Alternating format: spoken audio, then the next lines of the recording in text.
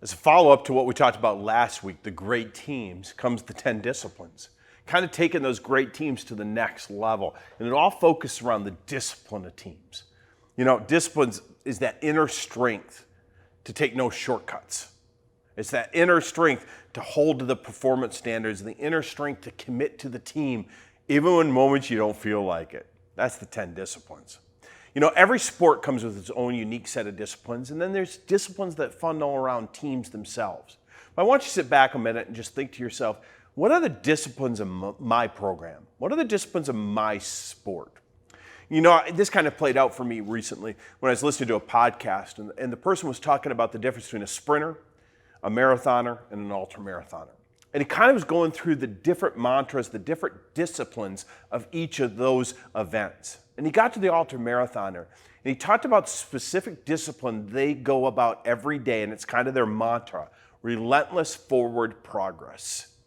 That's a discipline every day. When you're running those 50 to 100 mile races, relentless forward progress, how each and every day I can be moving forward. Some days that might be a foot, some days that might be a mile, but every day becomes that discipline to move forward. We all have to have that on our teams each and every day when it comes through it.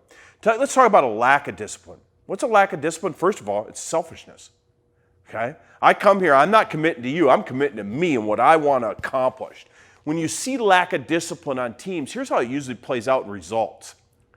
You win against teams you should beat, but you win ugly, you don't play very well. Teams that are pretty comparable to you, you find ways to lose. And teams who are much more talented than you, you get blown out. You're not even in the game because you lack the discipline to stay in that contest. The discipline what brings it all together. Think about this little equation. No discipline equals no mental toughness. No mental toughness equals low trust. Low trust equals no fun, and no fun equals no championships. It plays all the way through. So now we want to focus in, what are some of the disciplines? We go through 10 in here. I just want to touch base on a few of the thoughts out of each one. The first one is this.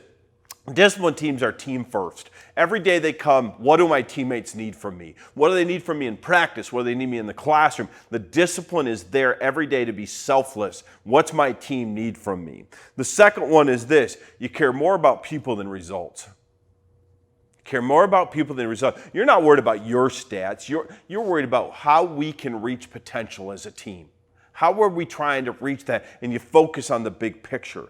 The third one, coaches demand it. What we talked about before, you don't demean people, but you demand it with a sense of urgency. We're going to stay this consistent as we go through it. No single moment defines a team that's disciplined. No single moment can define that team. You might come through and something right there happened that just shouldn't have happened, and it goes wrong. You know what happens to undisciplined teams? That ends their season. Disciplined teams stay strong and rebound from that moment. The next one, it builds on itself.